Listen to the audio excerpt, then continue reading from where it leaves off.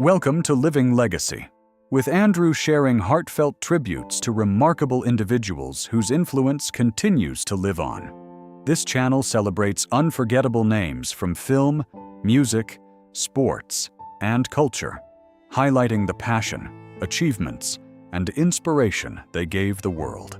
Here, every story is a reminder that true greatness never fades, and every legacy continues to speak through time. Arturo Garcia Tenorio. Born on October 7, 1954, was a Mexican actor and director born in Mexico City, then known as Distrito Federal. Over the course of a long career in television and film, he became a familiar face in Mexican entertainment, admired for his versatility and steady screen presence. Standing notably tall at 1.98 meters, he often left a strong visual impression in his roles. He appeared in popular productions such as Amar Sin Límites, 2006, and De Pocas Pulgas, 2003, contributing to projects that reached wide audiences and helped shape early 2000s Mexican television. Beyond acting, he also worked as a director, showing a deeper commitment to storytelling behind the camera. Garcia Tenorio passed away in Mexico City at the age of 70. As of available public information, the cause of his death has not been officially disclosed. His passing marked the end of a career that spanned decades and left a lasting impact on colleagues and viewers alike. He is remembered for his dedication to his craft, his distinctive presence, and his contribution to Mexican screen culture. He leaves a lasting legacy in Mexico industry. Brian Huggett's story isn't one of loud headlines, but of steady brilliance that shaped an era of golf. Born on November 18, 1936 in Wales, he built a career defined by consistency, resilience, and quiet excellence. Across the 1960s and 70s, Huggett collected 16 wins on the European circuit, proving himself among the continent's most reliable competitors. His standout year came in 1968, when he claimed the prestigious Harry Vardon Trophy, a reward for topping the Order of Merit.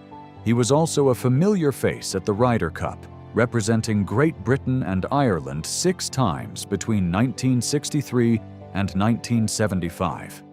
Though his teams never lifted the trophy, Huggett's personal record of 9 wins, 10 losses, and 6 halves reflected his competitive spirit.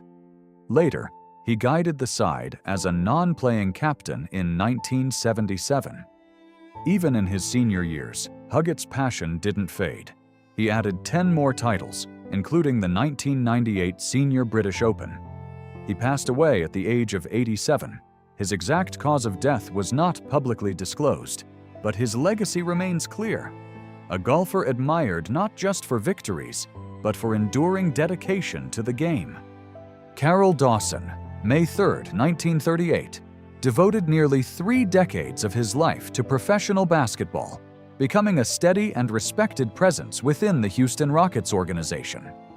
Known for his sharp eye for talent and deep understanding of the game, Dawson served in multiple roles, including assistant coach and general manager, before stepping away in 2007. Long before his NBA career, Dawson made his mark on the court. Raised in Alba, Texas, he first gained attention at Paris Junior College, where his strong inside play earned him the nickname Big Orange. He later continued his journey at Baylor University, emerging as a standout center. During the 1959-60 season, Dawson averaged an impressive 16.4 points per game and earned all Southwest Conference honors, establishing himself as one of the team's key contributors.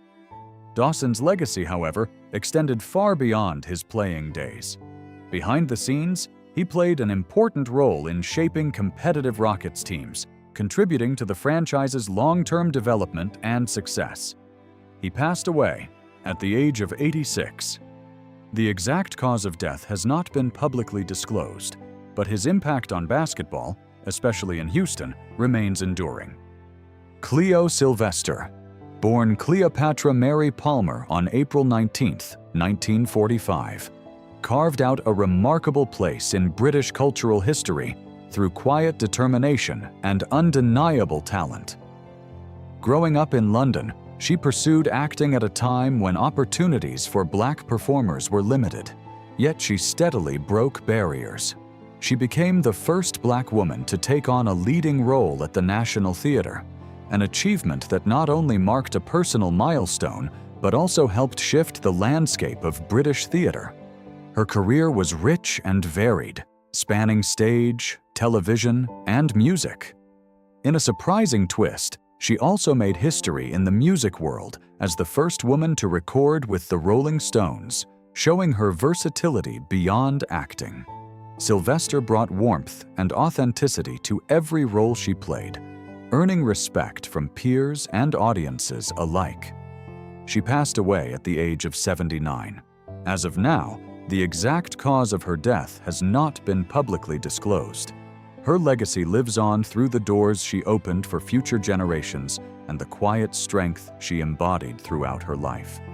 10 years ago this week, the music world remembered the passing of Phife Dawg at the age of 45. As a key member of A Tribe Called Quest, he helped shape a sound that blended lyrical honesty with smooth, jazz-inspired production. His presence was never about volume alone, but about perspective and balance within the group. His work with the group continues to be studied and celebrated for its honesty and innovation. A distinct voice in hip-hop, he earned acclaim for sharp wit and grounded storytelling, especially on the low-end theory, a record widely credited with redefining alternative hip-hop. His verses carried humor, everyday detail, and emotional honesty, contrasting and complementing his group's smoother tones. This balance helped create a sound that felt both thoughtful and accessible, influencing countless artists who followed.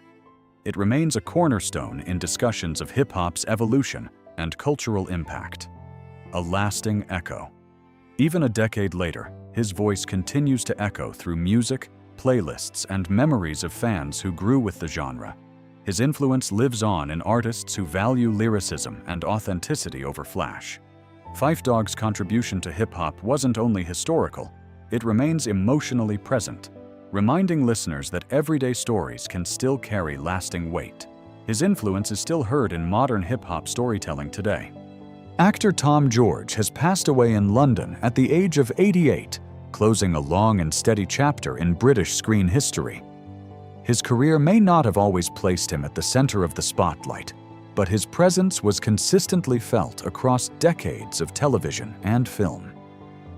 For many viewers, his passing represents the loss of a familiar face, one that appeared in stories that shaped British entertainment in subtle but lasting ways. He built his reputation not through loud fame, but through dependable, grounded performances that added realism to every project he joined. Career on screen over the years, Tom George became closely associated with respected British productions that valued strong character work.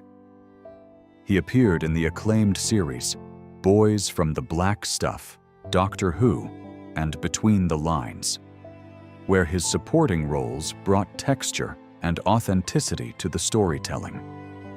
Each performance carried a sense of realism that helped ground the narratives, allowing audiences to connect more deeply with the characters around him. In film, he is also remembered for his role as George Thomason in A Fish Called Wanda, a project that remains widely appreciated for its humor and ensemble cast. Across all these appearances, his strength lay in consistency. He understood how to make even small moments feel meaningful. Legacy and remembrance.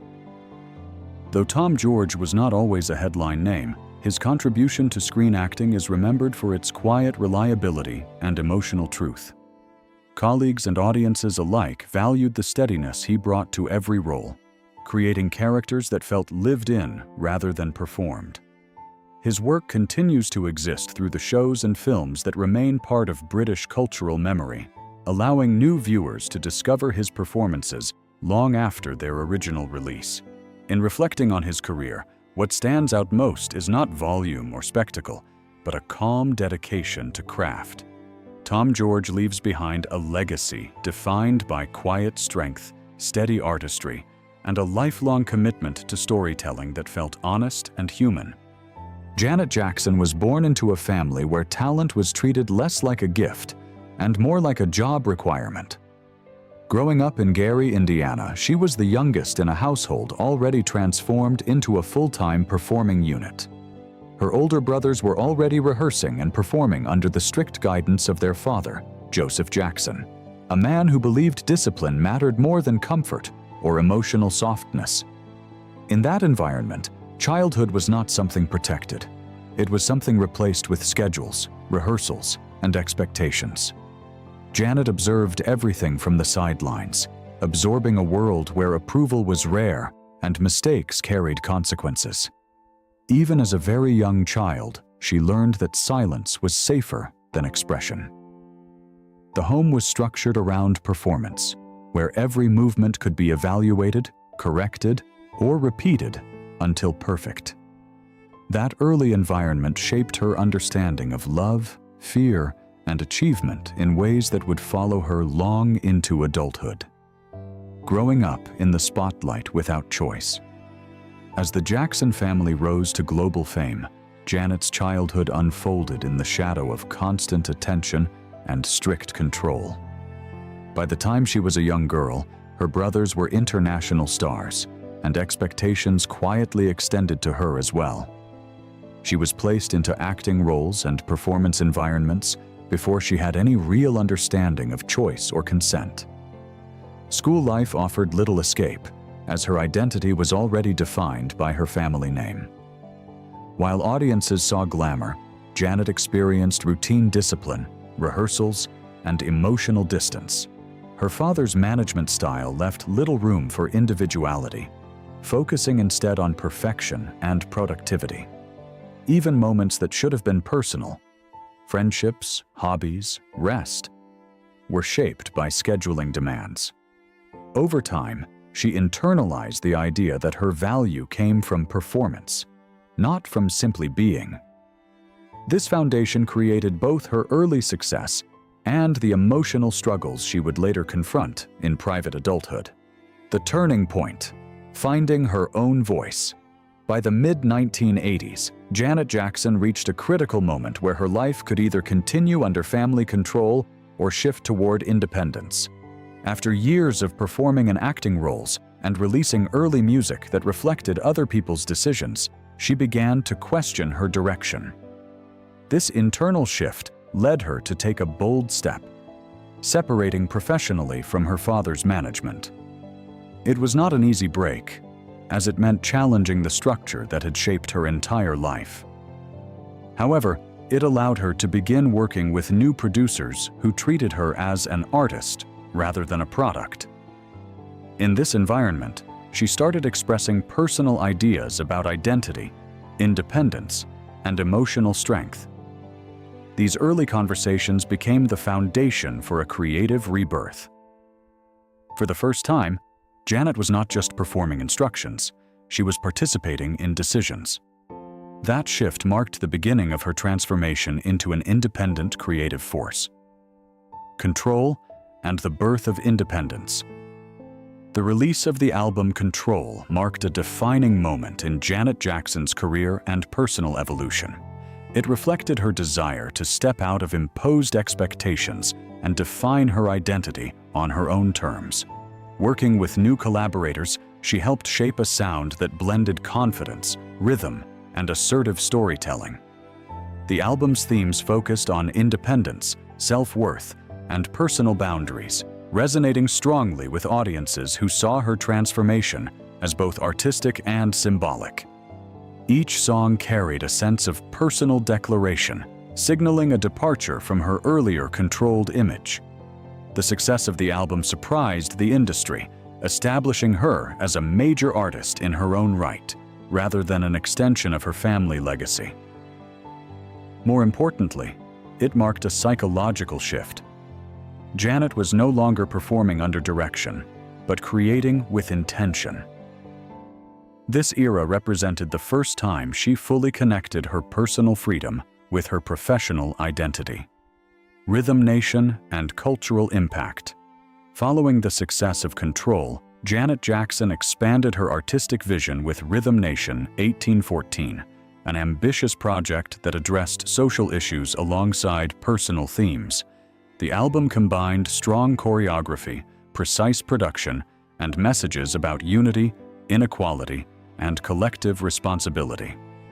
It stood out in pop culture because it did not avoid difficult topics, instead placing them at the center of mainstream music. The accompanying performances and visuals reinforced a disciplined, almost militaristic aesthetic that symbolized structure and purpose. This era elevated Janet into a cultural leader, not just a performer. She became known for blending entertainment with meaningful commentary, influencing how pop music could function as a platform for broader conversations. The success of the project also solidified her status as one of the most innovative artists of her time. Through this work, she demonstrated that commercial success and social awareness could coexist within mainstream music. Private relationships and emotional complexity. As Janet Jackson's public career expanded, her personal life remained far more private and complicated. In the early 1990s, she entered into a secret marriage, choosing to keep it away from public attention in hopes of protecting her emotional space. However, the relationship eventually ended, revealing how difficult it was for her to separate personal trust from the pressures of fame. During this period, her music began reflecting deeper emotional layers, including vulnerability, desire, and emotional isolation. Albums from this era showed a shift from external confidence to internal reflection. She explored themes of loneliness and self-discovery, suggesting that success did not eliminate emotional struggles. Despite her fame, she often navigated relationships cautiously, shaped by earlier experiences of control and lack of autonomy. This phase of her life highlighted a contrast between her powerful public image and her private search for stability and emotional security. The Super Bowl incident and public reaction. In 2004, Janet Jackson's career was disrupted by a widely broadcast Super Bowl halftime performance incident that became a major media controversy. A brief moment during the show led to intense public scrutiny, despite the short and unplanned nature of the event. The response from media outlets, regulatory bodies, and the public was immediate and overwhelming, shifting focus almost entirely onto Janet. While others involved in the performance faced minimal consequences, she became the central figure of criticism and debate. The situation escalated into broader discussions about responsibility, gender, and media double standards. Her apologies were widely circulated, yet the damage to her public image had already spread across the industry. The incident became a turning point that affected her career trajectory for years. It demonstrated how quickly public perception can shift and how unevenly accountability can be applied in high-profile entertainment environments. Career fallout and industry isolation. Following the controversy, Janet Jackson experienced significant professional setbacks. Radio stations reduced or removed her music from rotation, promotional support declined, and major industry platforms distanced themselves from her work. Albums released during this period received limited exposure despite strong artistic content. The reaction created a sense of isolation as she found fewer opportunities for visibility in mainstream media. While she continued producing music and performing, the scale of her reach had changed dramatically compared to earlier years. Industry dynamics shifted around her, and she faced challenges rebuilding the same level of commercial presence. Despite this, she remained committed to her craft, continuing to release albums and tour for dedicated audiences. Over time, it became clear that her influence extended beyond immediate commercial performance, even if institutional support had weakened. This period tested her resilience and forced her to rely more on personal conviction than industry validation. Loss, grief, and reflection. The death of Michael Jackson in 2009 deeply affected Janet Jackson on both personal and emotional levels. As siblings who had grown up in the same strict environment, they shared experiences that few others could fully understand. His passing marked not only the loss of a family member, but also the loss of a shared history shaped by fame, pressure, and discipline. Janet's public appearances during this time reflected grief and emotional restraint, as she processed the loss privately while the world mourned publicly. The experience added another layer of emotional complexity to her life, reinforcing themes of fragility beneath fame. It also prompted reflection on family, legacy, and the cost of lifelong public scrutiny. This period was less about career movement and more about personal grounding, as she stepped back to process the emotional weight of decades spent in the public eye alongside her brother. Motherhood and personal rebuilding. In later years, Janet Jackson experienced a significant personal shift when she became a mother. This stage of her life brought a new sense of grounding and emotional clarity. Motherhood changed her priorities, shifting focus from industry expectations to personal well-being and family stability. She also went through major relationship changes during this period, ultimately choosing independence in situations where personal boundaries were not respected. These experiences reinforced her long-standing theme of self-determination. Unlike earlier phases of her life, where decisions were often influenced by external pressure, this period reflected more intentional personal choice. She began stepping back from constant public exposure and reevaluating how she engaged with fame. Her career continued, but on her own terms, with more emphasis on balance and personal peace. This stage marked a transition from survival and reinvention towards stability and self-defined purpose, legacy and lasting influence. Janet Jackson's legacy extends far beyond chart success or industry recognition. Her career represents a long evolution from controlled childhood performer to independent global artist. Over time, she helped redefine how female performers express identity, sexuality, and authority within mainstream music. Many later artists have cited her as a foundational influence in choreography, visual storytelling, and performance structure. Beyond artistic impact, her story also reflects broader cultural conversations about gender, race, media accountability, and personal autonomy.